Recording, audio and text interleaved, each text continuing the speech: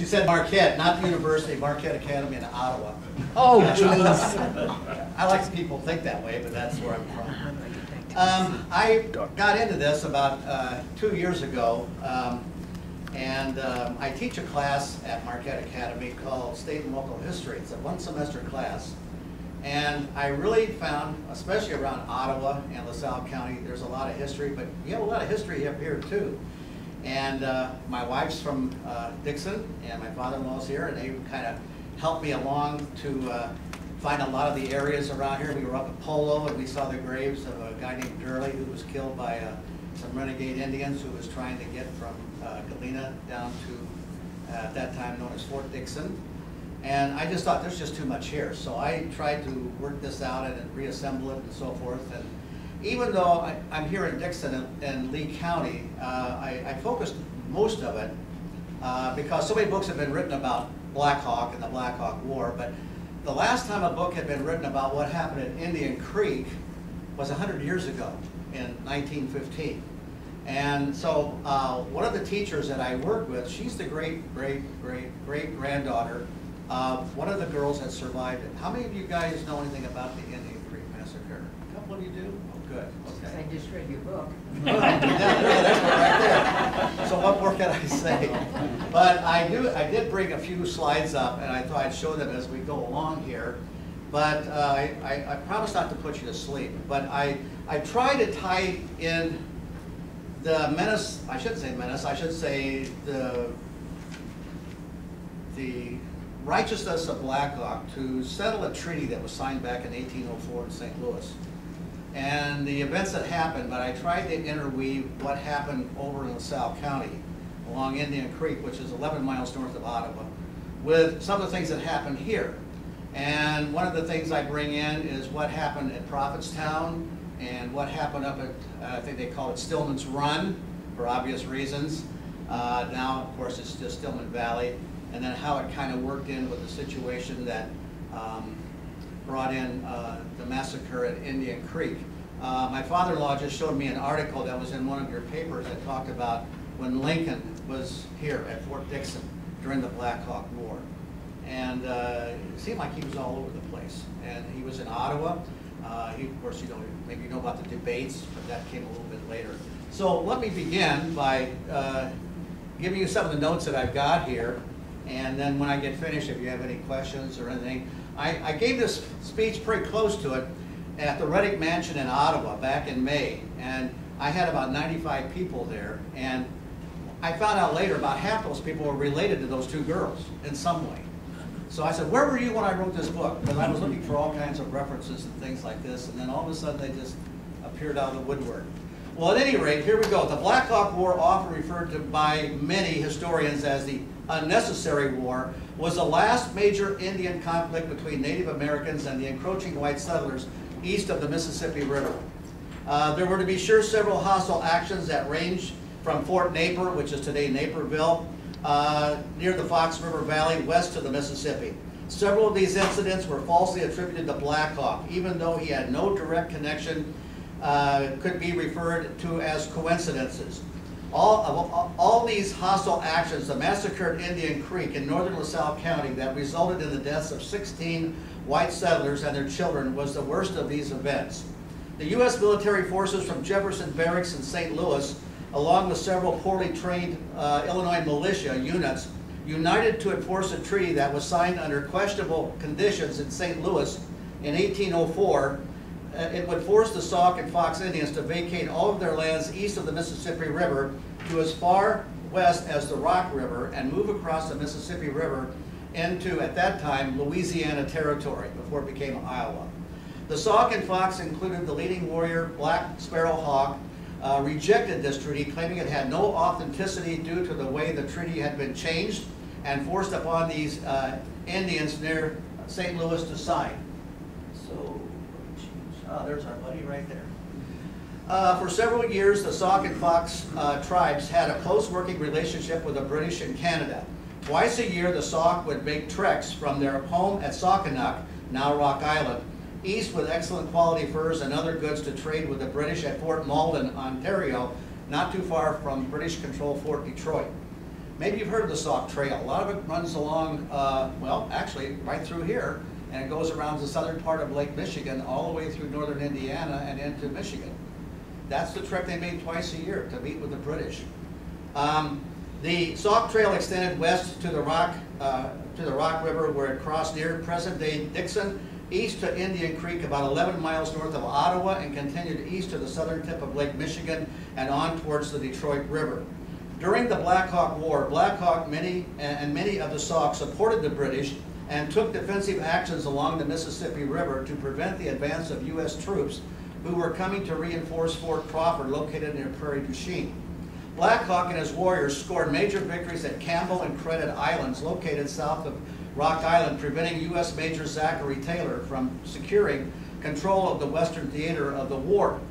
Following the American victory of the War of 1812, a new treaty was drafted in 1816 to reconfirm the agreement made with the Sauk and Fox to move from their ancestral lands west into Iowa Territory.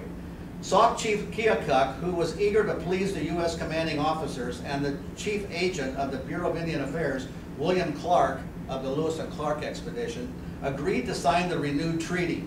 A large area between the Illinois and Mississippi rivers, known as the Military Tract, was also being surveyed to award lands to veterans of the War of 1812. This area also included the Sauk village of Saukenuk. Surveyors were often threatened as they advanced slowly north to record the military tract and to register lands to be awarded to the veterans or to anyone who wanted to purchase these lands at $1.25 an acre. According to the treaty, the Sauk and Fox would be given a one-year official notice to vacate their lands and move across the Mississippi. In 1828, U.S. President John Quincy Adams issued the notice to vacate. The first year of the Sauk and Fox relocation in Iowa was miserable due to the harsh winter and the refusal of the Santee Sioux in the north and the Osage tribes in the south to provide food for them. This probably resulted from previous skirmishes over territorial control of hunting grounds. Black Hawk violated one of the terms of the Treaty of 1816 by traveling to Canada, which he was forbidden to do, to have any contact with the British at all after the smoke cleared from the War of 1812, to meet with some of his old British friends. They encouraged him to organize some kind of a confederation like that of Pontiac and Tecumseh, who had created in the past to drive away the British and the Americans and reclaim their lands. After Black Hawk returned to Iowa, Chief Keokuk warned against such actions. In 1832, Black Hawk traveled up the Rock River to meet with a Winnebago prophet known as Wabokashik, or White Cloud. He had established a village on the Rock River, which today is known as Prophetstown. Wabokashik told Black Hawk that he had a vision that confirmed what the British had suggested about him taking the lead to bring the Sauk and Fox back into Illinois. This was convincing enough for him to consider taking action. While Black Hawk was at the prophet's village, they met with two Potawatomi chiefs, Shabana and Wabansi. They advised Black Hawk not to take this action. It would result in hardships for all Indians living in northern Illinois and southern Michigan territory, which is now Wisconsin. This is Chief Shabana and Wabansi. They were not Sauk and Fox, they were Potawatomi. In the early spring of 1831, Black Hawk organized more than 1,000 Sauk and Fox warriors along with women and children to cross the Mississippi River near the Yellow Banks at Occoquan.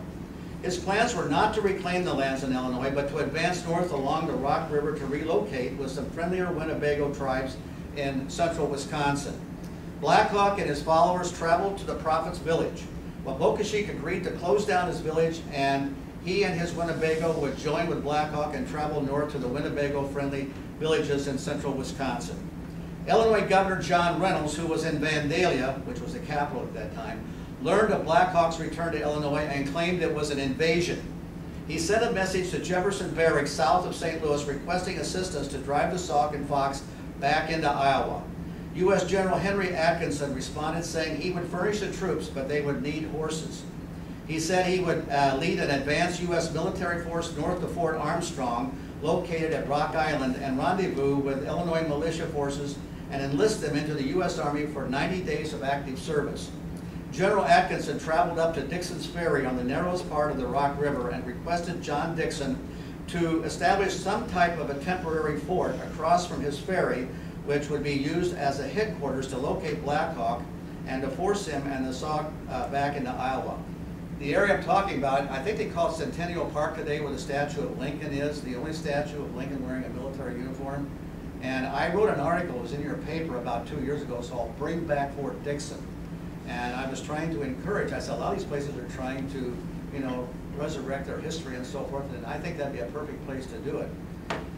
Well, at any rate, Dixon agreed to have a fort constructed, and it became known as Fort Dixon. Governor Reynolds organized the Illinois militia that included Captain Abraham Lincoln from New Salem to assemble at Beardstown and then travel north on the Illinois River to Fort Armstrong. When the militia entered the abandoned village of Wabokashik, they burned the homes and lodges. Many people said this was the beginning of the Black Hawk War when that was destroyed, but they'd already left. It was a deserted village. Major Isaiah Stillman of the Illinois militia arrived at Fort Dixon with a couple of regiments to await orders from General Atkinson, who was still at Fort Armstrong. Governor Reynolds, who now held a position as a major general, commanded Major Stillman without written orders to lead some of the men north of Fort Dixon to locate and arrest Black Hawk and his leaders. Major Stillman organized a regiment of 175 militia to advance north along the Rock River to find Black Hawk. As they arrived, by the way, there was no written orders. Even the governor would not sign this. He just gave him an order as a major general to a captain. He said, or a major rather, he said, do it. As Stillman and his men arrived near Sycamore Creek, they decided to make camp for the night. Not far away was a small camp of Sauk Indians that included Black Hawk. The rest of his people had advanced further north. Black Hawk selected 3 of his warriors and a Winnebago who spoke English to go to the militia camp. There they were to tell the troops that Black Hawk only wanted to proceed north in peace and there would be no hostilities. The 3 would be shadowed by other braves who would remain out of sight and behind some trees and bushes. The Winnebago translator did not show up, and the 3 warriors had already advanced into Stillman's camp. The braves tried to explain what Black Hawk had told them. However, they could not make themselves understood, and they began to shout and became frustrated, and the soldiers saw these as threats. One of the soldiers, who was drinking his cup of a ration of afternoon rum, saw a few of the Sauk warriors lurking behind some trees, and he panicked. He grabbed his rifle and shot and killed one of the 3 warriors.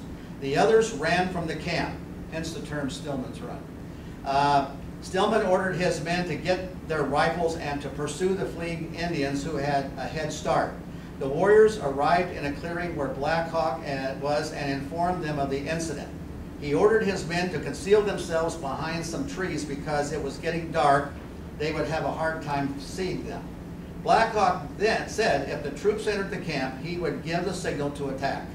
As the militia arrived at Black Hawk's camp, the signal was given and the Indians attacked the soldiers. The troops ran as fast as they could to get back to their camp. One of the soldiers was killed as he fell. When the troops arrived at their camp, 12 of the soldiers took positions along a ridge to hold back the Indians while the others mounted their horses and fled south towards Fort Dixon. All 12 were killed. Black Hawk had no intention of pursuing the fleeing white men. He was satisfied in knowing he had won his first hand-to-hand battle with the whites, and he felt he would be able to continue now heading north without any further incidents. His men scalped the corpses and removed their hearts and left the scene. It was later determined that Stillman and his militia had made it back to Fort Dixon and reported that Black Hawk was found and that he had more than 1,000 warriors who attacked the camp. More accurate reports later indicated Black Hawk had just 40 warriors. But it would not look good for Stillman to admit that he and his 100-plus men had run from 40 Indians. The area became known, therefore, as Stillman's Run. Local residents and even the U.S. troops ridiculed the Illinois militia, and if there was any respect at all for the militia troops, it had greatly diminished. Even though it was an embellished story, the news of the Stillman attack spread like wildfire across the Rock and Illinois River valleys.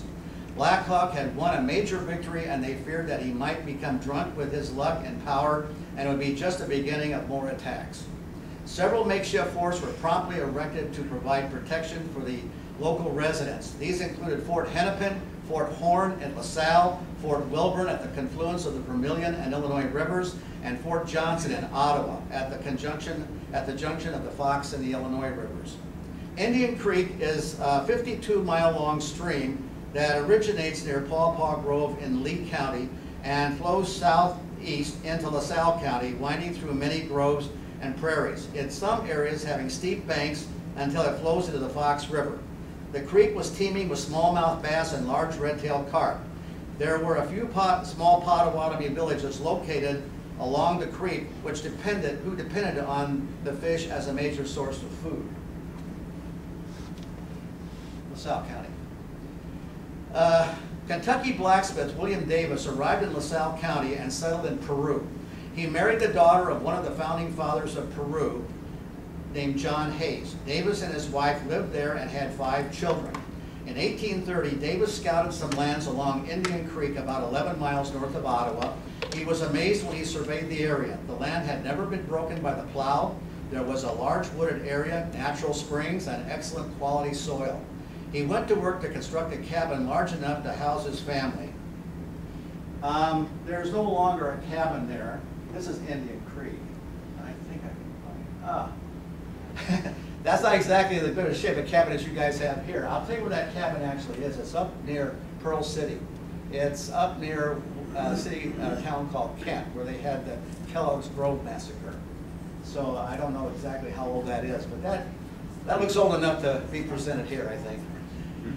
Anyway, since Davis was a blacksmith by trade, he constructed a smaller cabin near his home to be used as a blacksmith's shop.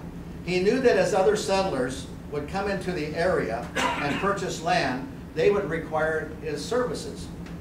The next family to arrive was the William Hall family. Hall, 45, and his wife Mary had come from Tennessee. They had 3 daughters and 3 sons. In 1831, they acquired some land near Davis's home and erected a large cabin. The Halls had friends in Ottawa and often invited them for social events. 2 of their daughters, Sylvia, 19, and Rachel, 17, seemed to enjoy these parties and were very outgoing and friendly. The next family to move into the area was the Henderson family, also from Tennessee. They brought along a hired hand, Robert Norris. Henderson and his brother Singleton came to Indian Creek and selected an area to establish a homestead. By the end of the year, the Hendersons had established a farm near the creek. William Pettigrew, also with his wife and 2 children, arrived in LaSalle County to purchase some land near Indian Creek. They had arrived from Halderman's Grove in present-day Kendall County near Plainfield. The Davis family agreed to open their home to the Pettigrews until they could finalize the purchase of the land and begin construction of their cabin. By the end of the year, there were 23 settlers living in Freedom Township in northern LaSalle County near Indian Creek. With all of these settlers arriving, Davis developed an idea to provide an additional service. He wanted to construct a grist mill to grind their grain into flour. Many people in the area were using the old Indian method of using handheld grinding stones, but many who came from the east preferred flour that was processed by a grist mill. Davis would dam up the creek to provide a source of power. He purchased 2 millstones in Ottawa. There they are, still there. And he would be able to provide these services. So he began to build his dam using large and smaller stones, gravel, and some tree trunks. Not far from the site of the mill, what is now Earlville, was a small Potawatomi village. After Davis completed his dam, the Indians noticed that their supply of fish had disappeared. The village chief, Mewis, asked his son Kewasi and another brave to find out what had happened to the fish. Kewasi and his companions saw the dam and realized what was going on. They approached Davis and tried to explain what happened to their fish supply and said that they wanted him to remove the dam. Davis, of course, did not understand what they were saying, but from their gestures, he guessed what these Indians wanted. He had nothing but contempt for Indians and told them he owned this land and the creek and he could do with whatever he wanted with it, ordering them off his land. This claim about the creek, however, was not true. Settlers could not in any way interfere with the food and water supplies of these Indians who were still protected by a treaty. Kewasi returned to the village and told his father what he had found. Chief Mayus had attended a Des Plaines council that had been convened by several Potawatomi chiefs after learning of Black Hawk's return to Illinois and his victory at Stillman's Run. The decision of the council was to reject any plans to help Black Hawk or to join any confederation he might try to organize. The Potawatomi still owned their lands, and they did not want to jeopardize their relationships with the white settlers at Fort Dearborn. Kewasi told his father that since he did not attend the council, he was not bound by their decisions. In April of 1832, Kewasi and a few of his friends returned to the Davis Mill and began to dismantle it so the fish would be able to return to the village. Davis saw the Indians at the dam, went after them with a very large branch. He told them to leave, but Kewasi stood up to him, and Davis struck him with the branch across the back, and they ran from the site. After relating their humiliation and story to their fellow tribesmen of the village, they all became very angry and wanted to do something. Some wanted to break camp and travel north to find and join with Black Hawk. Potawatomi Chief Shabana, who was in the area, learned of the situation and rode to Mayos and advised him to instruct his people merely to walk past the dam and fish further down the creek. Mayus agreed, and for the next few weeks, several of the Indians walked past the dam to fish. Two of the braves, identified as Komei and Tokwame, who passed the Hall cabin, would oftentimes wave at Rachel and Sylvia Hall, and the girls would return the greetings with a smile. One day, the two warriors stopped at the cabin to try to explain they wanted to purchase the two girls for brides, but the father got that message and said no. After a few weeks, didn't take a translator to figure that one out. After a few weeks, the Indians began to stop walking by to fish. Davis and Henderson, who had seen this type of action before in Kentucky and Tennessee, suspected that something was being planned, although they weren't sure just what. Chief Shabana came to Davis's home and advised him to organize the settlers and to go to Fort Johnson in Ottawa for security. Now this is what's a plaque at Fort Johnson. It's kind of what you guys have a plaque here. It's located where the Fox and the Illinois rivers come together on a hill that has a pretty good view of the entire area. They made a mistake. They called it Johnston. Actually, it was Johnson. Now, Davis agreed to follow Shabana's advice, and they packed their wagons and headed south to Fort Johnson. After a couple of days, Davis decided to return home. He had faced some ridicule by some of the residents of Ottawa about running from Indians, and he said that he would never return to Fort Johnson again except to pick up supplies. After Davis and the others returned to their homes, Shabana arrived a few days later to warn them that several Indians were seen near Indian Creek and that they should return to Ottawa. Davis refused, stating he would never return to Fort Johnson to seek protection again. He added he had several firearms in his cabin, enough to defend his family and the others from any kind of a skirmish with local Indians. The Hendersons said they would go to Ottawa and only return to work in their fields during the day. Davis and Henderson traveled to the Potawatomi village and brought some gifts as a way to apologize for what happened to Kewasi. When they reached the village, they found it deserted. They thought that perhaps they had gone to find better fishing somewhere else, or maybe they had actually gone to join with Black Hawk. Several settlers did act on Shabana's advice and sought shelter at nearby forts. Fort Johnson had been constructed at the confluence of the Fox and Illinois rivers to provide protection to the settlers and to provide supplies for the Illinois militia. While Davis and Henderson were looking for the Potawatomi Indians who had deserted the village, Shabana returned to Indian Creek to once again warn the Halls and Pettigrews to go to Ottawa because he had heard there were Potawatomi Indians moving along the creek in the direction of their homes. When Davis and Henderson returned, they found their homes empty and assumed that they had gone down to Ottawa. Davis said he would spend the night at his cabin to prove it was safe, but Henderson decided to go on to Ottawa to find his family. The next morning, Davis went to Ottawa and found his family along with the others. He said everything was fine back home and that they should return now or promptly. It had been a very rainy spring and they had to take advantage of the nice weather to get their crops in. It was already in May. They agreed to return with him back to their homes and get back to work. It was Monday the 21st of May, 1832. After returning to their homes, Davis and a couple of the men went to work in his blacksmith shop. Some of the men went to work in the fields across the creek from their homes.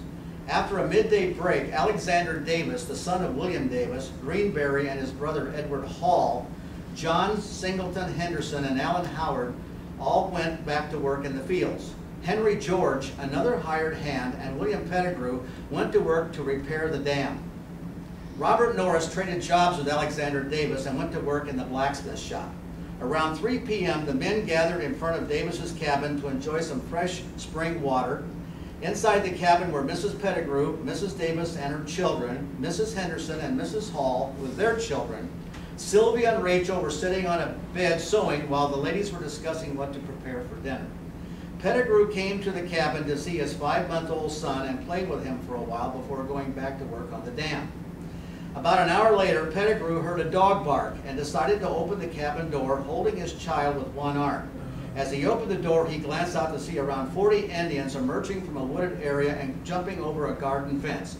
He tried to close the door, but he was shot and fell dead in the doorway. They could not shut the door. His lifeless body fell in the doorway, and it was impossible to close the door. Within seconds, Indians entered the cabin with knives, tomahawks, spears, and firearms. One of the Indians grabbed the Pettigrew infant from the arms of his lifeless father, took the child to a nearby tree stump, and bashed his head in. William Davis and William Hall, who were in the blacksmith shop, heard the commotion and opened the door to get to the cabin where his weapons were stored. Guns were inside the cabin. Hall fell dead as he exited the shop.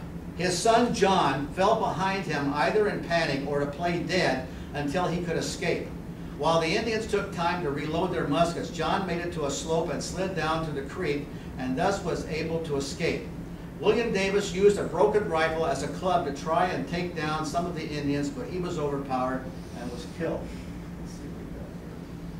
Okay, this is the confluence of the the Fox and the Illinois River at Ottawa. And this is where Fort Johnson was. These are the two girls, taken a little bit later in life, of course, Sylvia and Rachel. And this is, we're coming up on this right now. You see the bullet hole inside of the bonnet? This bonnet is at the LaSalle County Historical Museum in Utica. It was donated by the person I told you I worked with, the art teacher. Her father had it. It belonged to her, I guess, great-great-great-great-great-grandmother back that way. But, so this is what's happened. So Mrs. Pettigrew grabbed Rachel in an attempt to protect her, but was shot through the head and was killed. A couple of the Indians grabbed Sylvia and Rachel and removed them from the cabin. One of the Indians took Rachel from the cabin to the creek and led her away to a clearing where some Indian women and ponies were. After a few minutes, Rachel was returned to the cabin and reunited with her sister. Within 10 minutes, Mrs. Hall, her 8-year-old daughter Elizabeth, William Pettigrew and his wife, and 2 children, Mrs. William Davis and William Hall, along with the Pettigrew infant, were all dead. John and Singleton Henderson, Alexander Davis, and Greenberry, along with his brother Edward, who were all working in the fields, heard the noise and gunshots and decided to get away. They ran along the creek as far as the Fox River and headed south towards Ottawa. The hired workers, Robert Norris and Henry George, tried to get away by crossing the creek, but as they attempted to scale the high bank on the south side, they were both shot and fell back into the creek. Rachel and Sylvia Hall, along with Jimmy Davis, the youngest son of William Davis, were taken prisoner and were put on horses so they could be led away at a fast pace in order to elude any troops or citizens from Ottawa who might be alerted to the incident. Now this is the massacre right there. You see it.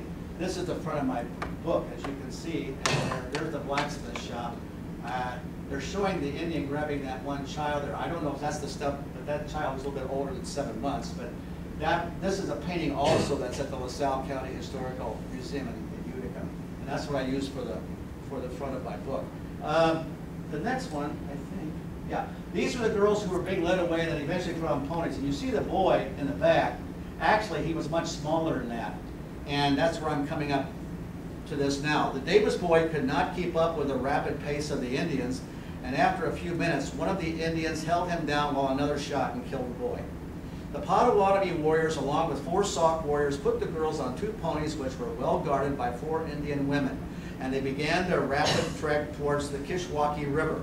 When they reached the river, they stopped and rested. The girls were offered some scalded beans and roasted acorns, but they were too frightened and upset to eat. The news of the Indian Creek Massacre, along with other incidents along Bureau Creek and the Fox River, resulted in more fortifications being constructed to provide additional protection to the settlers. This is a blockhouse that it's a reproduction, actually built by the CCC, the Civilian Conservation Corps, back in the 30s at Matheson Park, just across the road from Starved Rock. But this is the kind of a blockhouse that they were building, like this. The girls were led at a fast pace to Blackhawk's Grove near present-day Janesville, Wisconsin. And they have a historical site right there where the grove was in Wisconsin. It was here the girls were led to a large circle with a tall pole in the middle. Against the pole were 15 spears adorned with human scalps and hearts, probably from those taken at Indian Creek. The girls' faces were painted red and black, and they were forced to lay face down on some blankets in the circle, while several Indians shaking gourds, rattles, and banging drums danced over them, jabbing spears into the ground near the girls' faces, but not touching them. After a few minutes, the ceremony stopped. The girls were led away by the women, and their faces were washed. Meanwhile, back in Ottawa, John Hall, brother of the girls, tried to organize some volunteers to go up to the site of the massacre to see what had happened. Hall was able to enlist a few volunteers, and they traveled up to Indian Creek. A gruesome sight awaited them as they reached the cabins. Many bodies were lying in front of Davis's cabin. Several of the women were hanging by their legs from nearby branches of trees. A few yards away, they found the body of Jimmy Davis, but there was no sign of the Hall sisters. They found the bodies of Norris and George floating in the creek. Hall wanted to continue the search for his sisters, but the volunteers claimed they were tired and it was getting late. They buried the mutilated bodies in a common grave and returned to Ottawa. When the U.S. general learned of the massacre, that was Atkinson, and the disappearance of the Hall sisters, he was able to arrange for a $2,000 reward for their safe return. Henry Gratiot, a U.S. Indian agent who spoke the Winnebago language and a former lead miner in Galena, had done a lot of favors for several of the Winnebago tribes, and they trusted him. Now he needed a favor. He rode to the Winnebago camp with some horses that could be used to trade for the release of the girls. Gratiot asked the Winnebago chiefs who were at the village near present-day Beloit, Wisconsin, and asked if they would be willing to help find the girls and return them to Fort Blue Mounds. One of the chiefs, White Crow, God, I tried to find a picture of this guy. I couldn't even find a sketch of him or anything. An elderly, tall, slender Indian with a protruding nose and missing one eye, agreed to try and negotiate a trade to get the girls in exchange for this sizable reward. While the girls were at Blackhawk's Grove, the Indian women wanted to give the girls some different clothes. Their dresses were dirty, torn, and had been worn since the day of the massacre. The Indian women gave Rachel a red calico dress with some ruffles and gave Sylvia a blue dress to wear. During the day, many of the women went to some maple groves to start tapping the trees for sugar. Several of the men departed the camp on a hunting expedition. That evening, a group of Winnebago, led by White Crow, rode into the camp as a peaceful party wanting to organize a council. White Crow told the Potawatomi he had brought gifts to trade for the girls. After some deliberation, the Potawatomi agreed to release one of the girls. An Indian brave brought Sylvia to the campfire and offered to let her go for the trade of the horses. Sylvia said she would not leave without her sister. So White Crow began to talk and began to shake a tomahawk in a rather forceful manner, demanding the release of the other girl. He presented a horse he had hoped to keep for himself, and the Potawatomi finally agreed to let the girls go. Some said that was a Kentucky-bred horse and he wanted to keep it for himself. But he used it as a last-minute bit to trade. Before they left, one of the braves took a knife and cut a lock from Sylvia's hair and placed it in a bag. Another brave approached Rachel and snipped a lock of her hair. White Crow told the girls to mount some ponies he had brought along, and they departed the camp. White Crow decided to follow a newly constructed road known as the Military Road that would lead 80 miles west from Blackhawk's Grove to Fort Blue Mounds. Blackhawk left another Winnebago, Whirling Thunder. I might to watch the girls while he rode to his home at Mendota Lake to determine if the reward was still available. While he was away, 4 Sauk warriors wearing white men's clothing rode to the camp where the girls were and demanded their return.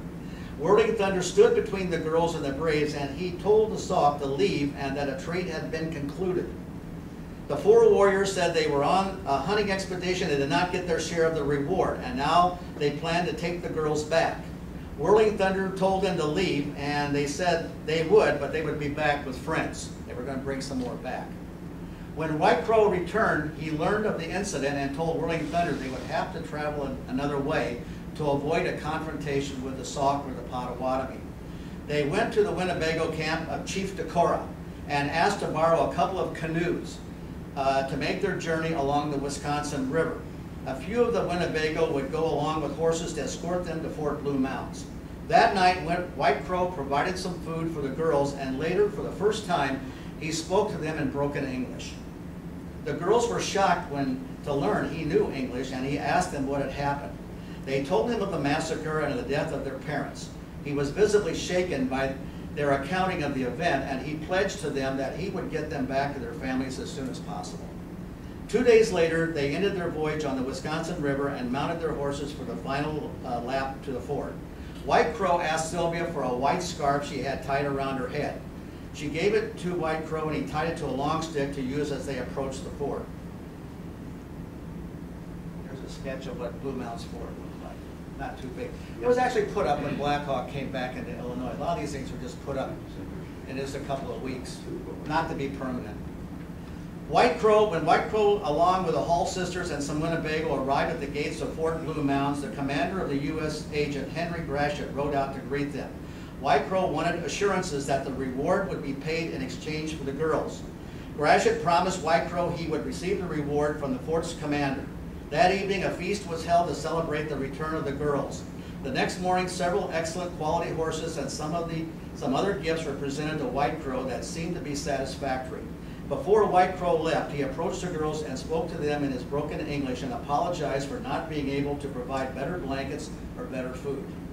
Then he extended his hand to shake theirs. The girls shook White Crow's hands and said goodbye to the other warriors. White Crow offered 2 Indian women to remain behind to serve as maids to the girls, but they declined the offer, telling him they knew what it was like to be separated from their family and friends, and they did not wish to see this happen to these girls. White Crow and the Winnebago left the fort and rode off with their rewards.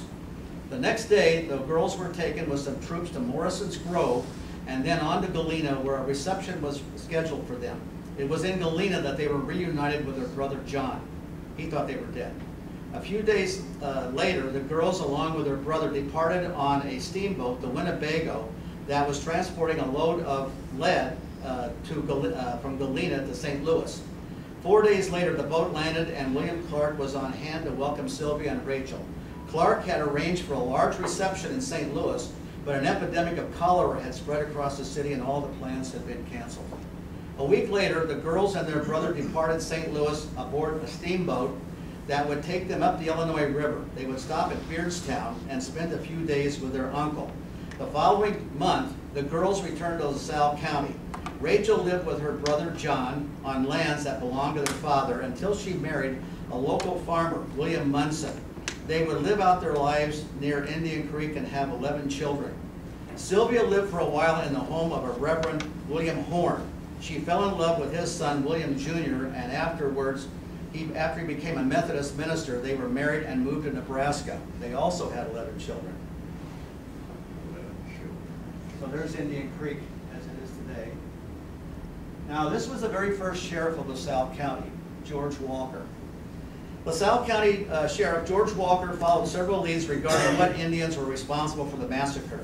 He finally located and arrested 3 Potawatomi warriors, Kawase, Kokome, and Kome. They were brought to Ottawa to stand trial. Before a jury could be assembled, Shabana and a few other Potawatomi put up bail to release the 3 until their trial was scheduled. The 3 agreed they would probably not be able to receive a fair trial, and departed LaSalle County and fled to Iowa Territory, where they decided to stay with a small Sauk camp based on the Des Moines River. Sheriff Walker followed some leads that brought him to the Sauk camp. He explained to the chief of the camp why he was there. The chief made the three Potawatomi pledge that they would return with Sheriff Walker and make no plans to escape. They agreed, and they departed the camp for LaSalle County. After they returned to Ottawa, the trial was set to be held on the south bank of the Illinois River. Well, if you've ever been to Ottawa, there was nothing north of the Illinois River at that time until they built the canal. Ottawa was on the south side of the Illinois River. After as I said, Sheriff Walker deputized several men and armed them to protect the Indians from any violence.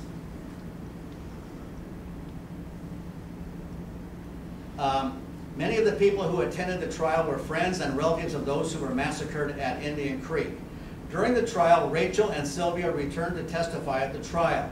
When they confronted Comey and Tokwame, they said these men had removed them from the cabin and saved their lives. They could not positively identify Kiwasi. Sheriff Walker said the three Indians were model prisoners. They made no attempts to escape and did whatever he asked of them. The jury was unable to arrive at a decision, and so the three warriors were discharged from the court. That night, a large celebration was held at Buffalo Rock, about 6 miles west of Ottawa. Many of the county officials and several Indians were together there enjoying roasted venison and several Indian delicacies. It was during the celebration that Sheriff Walker had spotted Kiwasi. The warrior had been drinking, and he admitted to some of other Indians that he had been involved in the massacre. He blamed the incident on William Davis, who had constructed the dam across the creek. Rachel and her husband, William Munson, spent the rest of their lives raising their children and maintaining a farm near Indian Creek. When Rachel died in 1870, her husband erected a monument over the graves of the 16 massacred victims. That's it right there. That's at Shabana Park. He buried Rachel on their farm along with 3 infant children who had died and were buried on the farm. Munson died in 1879 and was buried next to Rachel. I found Rachel's tombstone. My wife and I, we found it. It was actually buried. But we knew a guy who said that he had an idea where it was, and we actually found it. We took a picture of it. I got it in the book.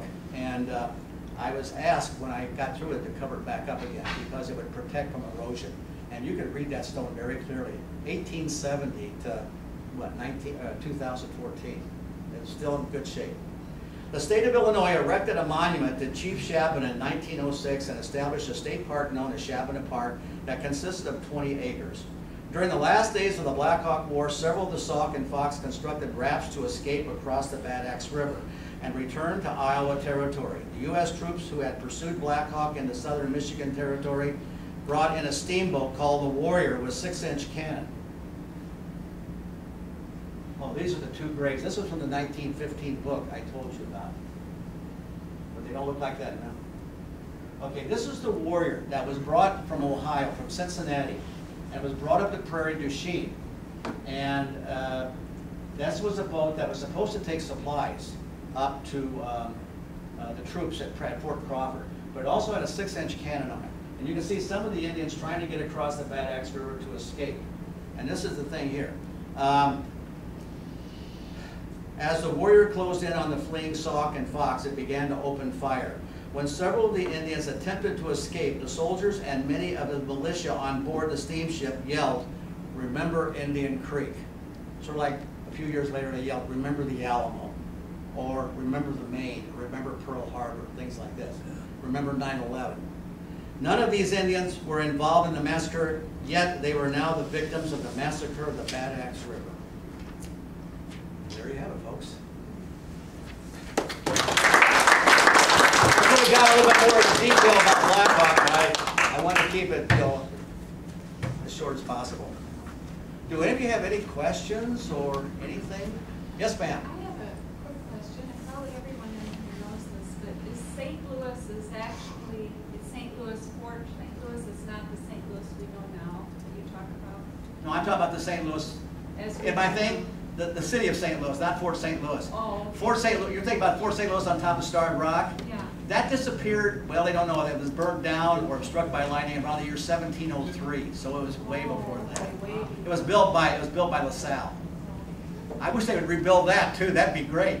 But they said over erosion and years, they said at one time, I think it was 5/8 of an acre up at the top of that rock. Now it's not that big anymore. I wish, yes, sir. There's a town called Gratiot in northern Illinois. I think it's on 78. I think, was it called Gratiot's Grove at one time? Because I know Paw Paw over on 39 used to call it Paw Paw Grove. I guess they cut all the trees down. Is it named after But that? I'm sure, yeah, Gratiot was a big name up there because there was a town called Gratiot's Grove, and he was a very wealthy lead miner. And he became an Indian agent because he could speak Winnebago. And he was the guy who really negotiated this trade with White Crow. Yes, sir. There was a monograph printed about the the Indian Creek Massacre in the 1970s. I don't know if you're familiar with that. It was distributed through the Triumph Bank in the 1970s. Called the Indian Creek Massacre? Yes. No, I guess I never saw it. In that, they refer to, I can't remember if he's half-breed or not, Billy Caldwell. Did he appear in any of your research? Not that name, but there was another name, and I think it was a Billy, who actually led a lot of Indian attacks. Mm-hmm. He lived, I'll tell you where he was, by a place called Bureau Creek, which is, I think, not too far from where Princeton is in that area. And there was a place called Amit's Cabin. I have that in the book where they had built a cabin just north of Fort Hennepin, which was actually two corn cribs connected by a double wall. And I guess he had built it too close to their maple grove or whatever it was, where they were getting sugar. And I guess one of the Indians had a dog, and I think Amit went out and shot the dog because the dog was barking or something like that, and that really set off a big problem. But that guy, I tell you where I think that guy lived, I can't remember, it's in the book, was a place called Tiskawa, which is over by Princeton. And of course, that was a big Indian village at one time, and he was involved in that. That's best I can tell you. Anybody else want a question? Cheetah. Oh, yes, sir. Anybody ever try to correct you and say it's Shabona? Yes. That's what they say in Springfield. There's a street called Shabona Drive out by the fairgrounds. I've heard it Shabana, I've heard it Shabona, Chabonnet, I've even heard that. Oh, yeah. A little French there. Shabona is buried over at Morris. There's a cemetery just east of Morris, and he's got a rock, but he lived in Ottawa for a while. He had a lot of friends in Ottawa, and they really felt kind of sorry for him because he didn't really, in his later years, he didn't have much. His wife had died, and he didn't really have, and they kind of took him in, but I guess he got some land over by Morris, and he's buried over there. Some people call him the Paul Revere of the Northern Illinois because he went around warning these people. He said, you need to get to shelter. And like Davis here, he says, yeah, well, I'm not going down to Ottawa. Those people made fools out of us, so we're not going back. And that's what happened. So what do you say? You say Shabona. Yeah, did Shabona's wife inherit land then? I think she did, yeah. It's listed on a map I've seen, a plot. It's just like that Holderman's Grove. That's located in Kendall County, just north of Morris. In a place, there's a town there called Lisbon, a little town called Lisbon, just north of Interstate 80. And that's a place, it's still called Holderman's Grove, and that's where these Pettigrews came from. And I think before that they lived in, I think they lived in Tennessee or Kentucky. It seemed like everybody came over there came up from Tennessee or Kentucky. Somebody was asking me, I mentioned something here about, and I didn't have it on my presentation, about the military tract. Are you guys all familiar with the military? It was between the Illinois and the Mississippi River. It started down at, well, basically, where the Illinois River flows into the Mississippi, and it goes all the way up to the 40th parallel, which is basically Route 80, and that included Saukanack. And the land was to be given, anybody who joined or enlisted during the War of 1812 would be given 160 acres of land. Of course, you have to understand, back in 1812, this was the edge of the world out here. And a lot of the land speculators bought that land up or took it for 10 cents on a dollar for land. But you also had a lot of squatters. And a lot of squatters got into Saukanack. And when they were on their hunt over in Iowa, They took over Black Hawk's Lodge. They destroyed the most sacred part of that entire village was the cemetery. And they just plowed it under. I mean, and then they wrote letters to Vandalia saying the Indians are killing us and they're beating us up. No, they weren't. They were beating the Indians up. But who's going to believe that? Yeah. Yes, sir. You mentioned Soft Trail. I always thought that went through Henry County. It didn't go up this way, as far as I know. Well, that might be another Soft, but the one Soft Trail where you see the Soft Trail Road around Chicago and things like that, that's the one where it wasn't it started even before him. They would go and get tribute From the British. From the British. And they gave them very good quality, pelts and things like that. They would get, European-made goods and bring them back. But that was a heck of a long trek. But I know if you go up around, I don't know. I can't think of some of the towns now, but around, Chicago, south part of Chicago, and around southern tip of Lake Michigan, you'll see these signs saying Soft Road, Soft Trail. And I kind of checked that out, and they said, yeah, that's the route that they took. And they crossed right here, because they said, this is one of the narrowest points of the Rock River, right in through here. And it was easy to cross, and they went along Indian Creek for a ways too. And then they kind of angled a little bit further north. Of course, if they were coming from Saukkonak, that would be further south, so. It would be, so they'd have to work their way. Going through Henry County would be, because I've seen. Well, maybe they kind of worked their way up this way. It doesn't make sense to me. They weren't following any road maps, I know that. Anybody else with it? Yes, ma'am. After reading your book, this Atkinson, General Atkinson. he sounds like I don't know how do you say jerk in a socially acceptable manner? Sure. Well, he was a military man, and I mean, he had orders. And here's the big thing about Atkinson. Like I got into the book about was they said when Andrew Jackson became president. Of course, he was a former military guy. He said Atkinson is messing around too long. This thing should be wrapped up long before now. So he replaced Atkinson with another general named Winfield Scott, who became famous during the Mexican War and even ran for president. But he was at Fort Monroe, Virginia, and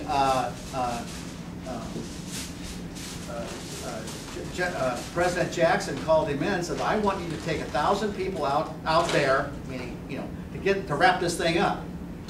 And so the thing is, I guess he organized his troops in New York, and as they were going along the Erie Canal, half of them got sick from cholera.